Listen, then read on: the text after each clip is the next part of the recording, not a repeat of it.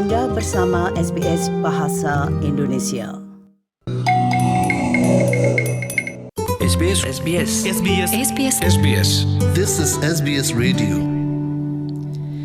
Anda masih bersama Radio SBS program Bahasa Indonesia. Dan sekali lagi, jika Anda ingin memberikan saran, masukan, bahkan kritikan, Anda dapat kontak langsung kami di 0294303135 atau 0399492208. Dan jika Anda ingin mendengarkan kembali wawancara-wawancara kami seperti wawancara tadi dan juga sebelumnya, Anda dapat kunjungi situs kami di www.sbs.com.au/Indonesian.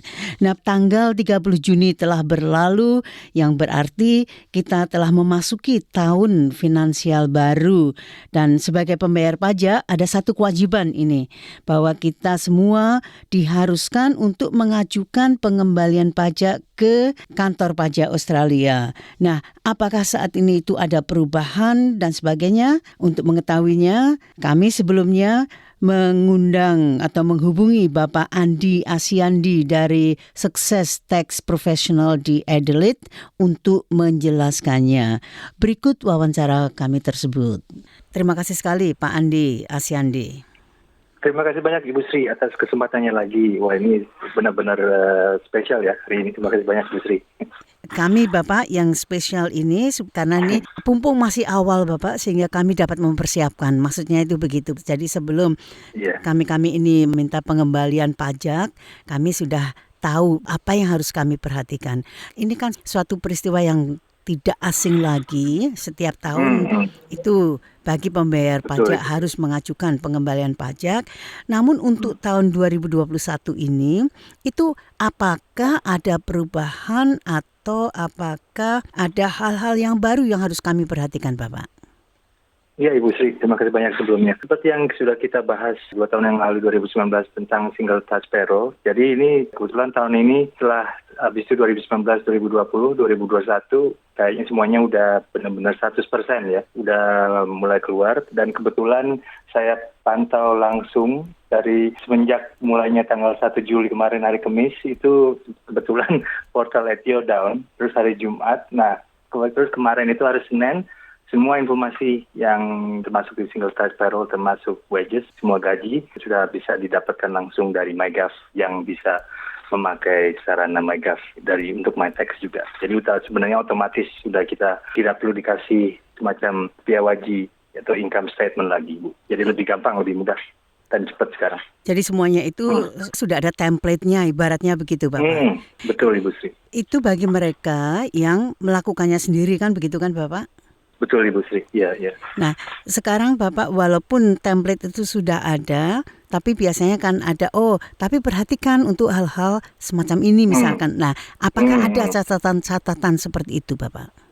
Oke, untuk tahun ini ya, yang paling penting sebenarnya saya bisa kasih sedikit tips dari saran-saran yang ATO atau kantor pajak yang benar-benar mereka fokus tahun ini. Itu terutama paling penting orang yang kita istilahnya trading sama cryptocurrency, Bu Sri. Mungkin cryptocurrency itu nggak semua banyak, cuman akhir-akhir ini banyak orang-orang yang sudah memakai atau menggunakan cryptocurrency sebagai sarana semacam saham gitu ya istilahnya di sini. Dan kebetulan ATO pun menyarankan kalau yang kita menggunakan cryptocurrency kita harus melapor pajak, melapor income-nya cryptocurrency. Soalnya sekarang datanya teknologinya sudah masuk ke kantor pajak. Jadi jangan didiamkan saja. Iya. Didiamkan saja. Soalnya sekarang udah mulai keluar juga. Itu yang paling penting satu, cryptocurrency. Dan yang kedua, sekarang juga ATO sudah mempunyai teknologi untuk match atau menyamakan income di luar negeri. Jadi kalau semua orang Australia yang punya income di luar negeri harap lapor juga. Terutama mereka ada sarana sebanyak 45 negara ya sama Australia, termasuk terus terang seperti UK atau Amerika, Singapura, Malaysia. Kalau Indonesia saya sebenarnya nggak begitu tahu apakah sudah ada belum, cuman yang negara-negara Middle East seperti Qatar gitu mereka sudah mempunyai sarana juga. Jadi kalau yang mempunyai income dari luar negeri seperti contohnya mungkin ada kontrak di luar, rumah di luar negeri atau punya saham di luar negeri juga harus laporkan. Itu yang satu.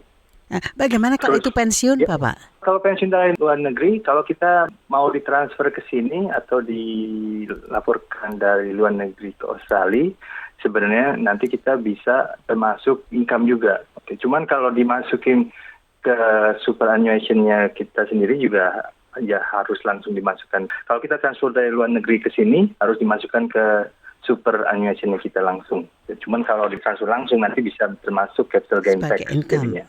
Saya jadi ingat itu tetangga saya itu pernah bekerja di mancanegara, orang Australia, Bapak, bukan orang Indonesia masih asalnya.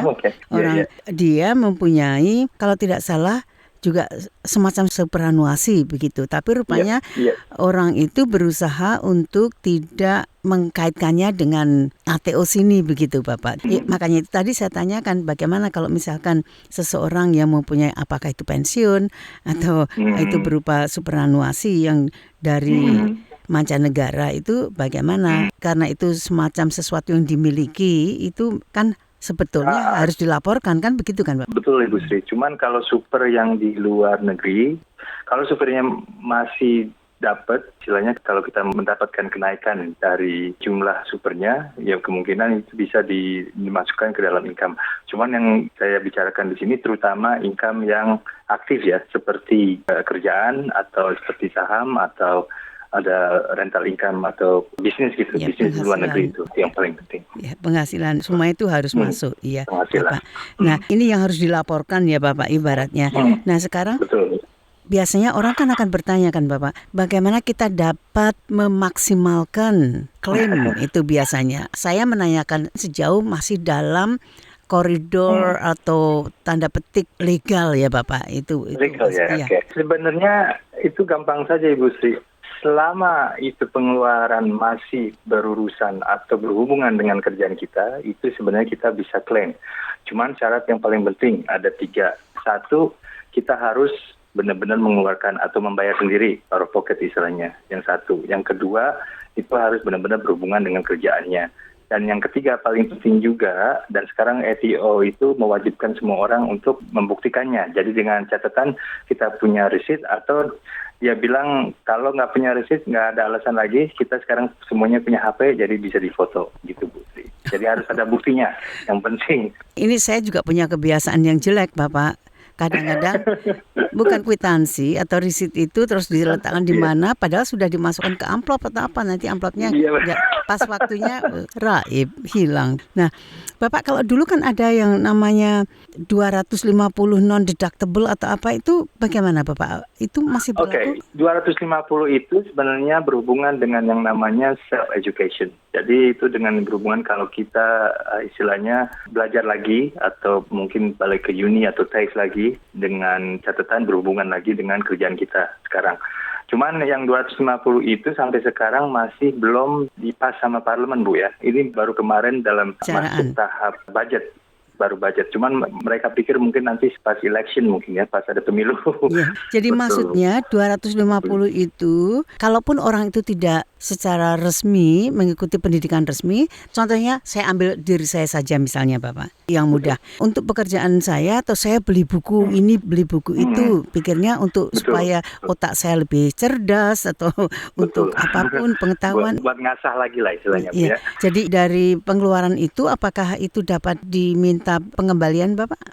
Bukan. Jadi misalnya Ibu Sri misalnya beli buku, kalau beli buku masih oke. Cuman yang kita ngomongin sekarang lebih berhubungan dengan kuliah lagi misalnya atau online istilahnya online education. Kayak open uni gitu, online education ya.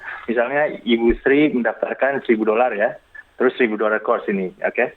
Dari $1,000 itu nanti kita kurangin lagi 250.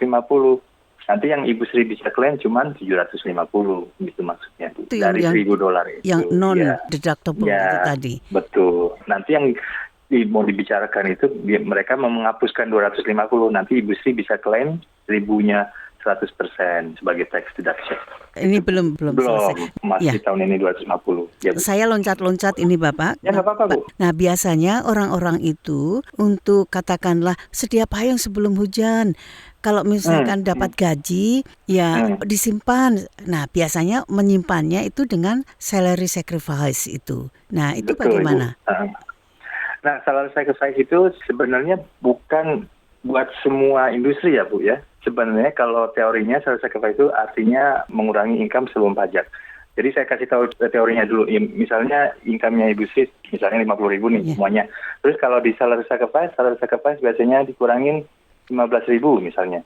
Jadi taxable-nya income Ibu Sri yang harus dilaporkan pajak, nah otomatis cuma 35.000 begitu. Itu teorinya. Yeah. Cuman sekarang buat salary sacrifice bukan semua orang bisa mendapatkannya, Bu. Soalnya syaratnya satu FBT kan salary sacrifice itu dari fringe benefit tax. Nah, itu beda lagi pajaknya. Pajaknya FBT itu 47%, Bu. Jadi tinggi sekali. Itu kayak untuk beberapa perusahaan atau company saja yang bisa membuatnya. Kalau untuk perorangan bagaimana? Apakah salary sacrifice itu menguntungkan atau tidak? Menguntungkan sekali sebenarnya. Cuman satu lagi tergantung dengan lifestyle-nya ibu atau lifestyle-nya orang. Kalau mereka kan saya bilang seperti salary sacrifice itu bisa mengurangi pajak, betul.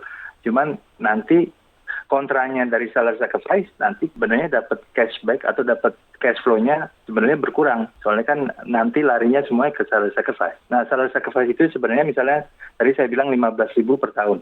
Itu 15.000 sebenarnya kita uang yang tidak kita pegang itu loh. Cuman kita bisa pakai itu 15.000 buat misalnya bayar rent, bayar kontrakan, terus bayar grocery, bayar listrik juga bisa, utilities, bayar gas. Tapi satu lagi tergantung industrinya yang diperkerjakan. Yang terutama yang bisa dapat salary sacrifice yaitu health industry seperti nurse, aged care juga sekarang, terus carer gitu-gitu. Kalau untuk kita yang profesional misalnya Bu ya, biasanya kita bisa juga sacrifice, cuman sedikit limit ke mobil atau parkir. Gitu aja sih biasanya. Jadi nggak bisa sebanyak di health industry Bu. Tapi kalau salary sacrifice itu dimaksudkan untuk misalnya, kalau saya pegang semua, artinya itu setelah diambil pajak, gaji itu diberikan semua, wah nanti habis.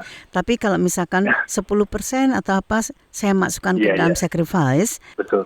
Kan berarti saya hitung-hitung menabung begitu loh Bapak, itu maksud saya. Ya itu sebenarnya bisa juga salary sacrifice ke super Bu ya. Itu kan misalnya kalau kita salary sacrifice ke super, istilahnya self contribution, namanya salary sacrifice buat superannuation juga bisa. Jadi di atas 9,5% dari super, nanti kita bisa disisihkan lagi, istilahnya nambah lagi dari situ, di salary sacrifice buat super. Misalnya kalau Ibu mau tambahin lagi, kan sekarang kan di cap-nya kan maksimum 25.000 ya. Misalnya kita cuma dapat taruhlah 12.000 per tahun. Kalau misalnya mau nambah lagi 13.000 ya bisa juga. Jadi totalnya 25.000. Itu kena tax pada waktu itu atau taxnya nanti pada waktu diambil Bapak? Itu maksud saya. Pajaknya itu sebenarnya itu yang tadi saya bilang, kalau salary sacrifice yang bayar pajak adalah perusahaannya itu sendiri. Jadi mereka bayar pajak 47%. Nah buat kita sebagai pegawai misalnya kita tidak bayar pajak. Jadi namanya kan pre-tax. Jadi sebelum dipajak. Jadi bisa mengurangi pajak kita sendiri sebagai pajak penghasilannya kita.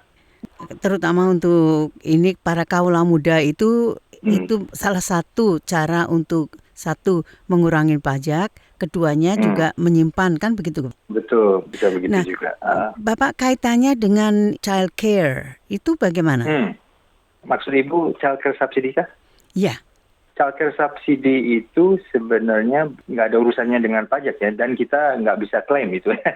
Jadi bukan termasuk tax deduction. Buat child care itu kita nggak bisa klaim, cuman child care itu termasuk dalam allowance. Jadi masuknya ke child care subsidi. Nah, gimana caranya kita bisa membuat child care subsidi, ya harus lapor pajak. Ya, lain lagi ceritanya. Itu lain lagi.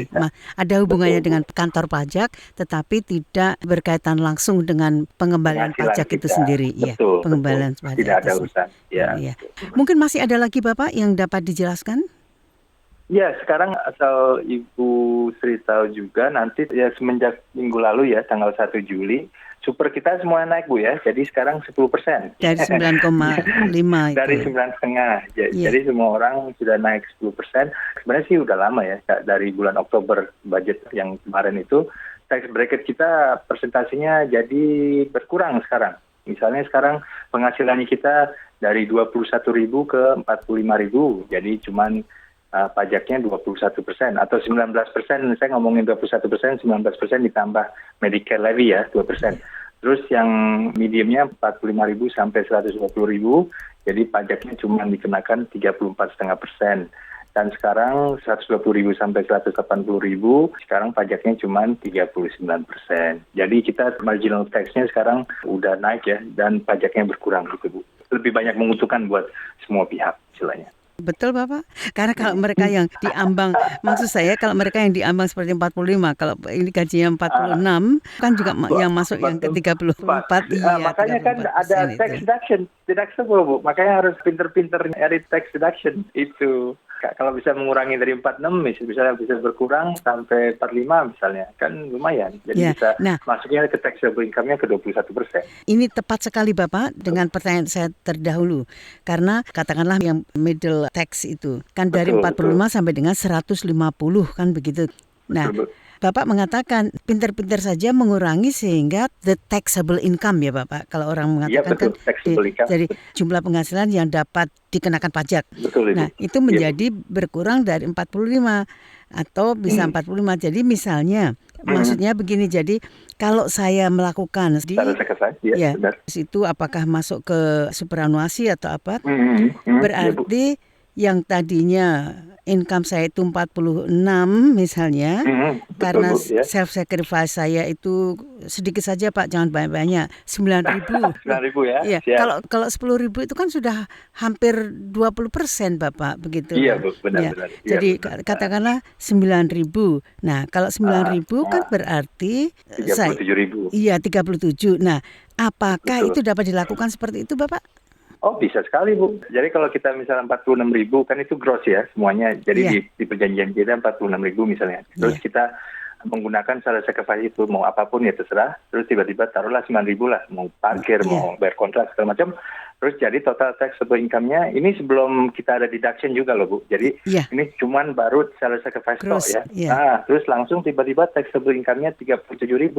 Nah 37.000 itu kita sudah termasuk ke bracket yang di bawahnya 21%. Ya udah otomatis udah drop ya, jadi udah jatuh. Jadi pajaknya langsung kasarnya kira-kira 3.300 lah.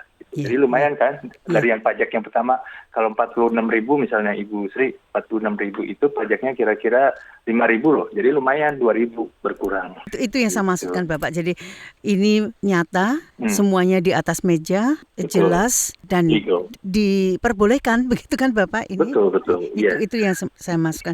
Ini hanya salah satu cara ya Bapak ya. Kalau kita terutama kalau gaji kita itu mepet di perbatasan begitu. Bapak terima kasih sekali atas penjelasannya. Terima kasih banyak Ibu Sri atas kesempatannya lagi. Ini paling tidak dapat membekali kami atau orang-orang yang seperti saya ini Bapak. Mudah-mudahan penting buat yang lainnya juga. Bapak Andi Asyandi, terima kasih Bapak dan sampai jumpa Bapak di lain kesempatan. Terima kasih banyak Ibu Sri. Sampai lain kali kesempatan. Bye-bye.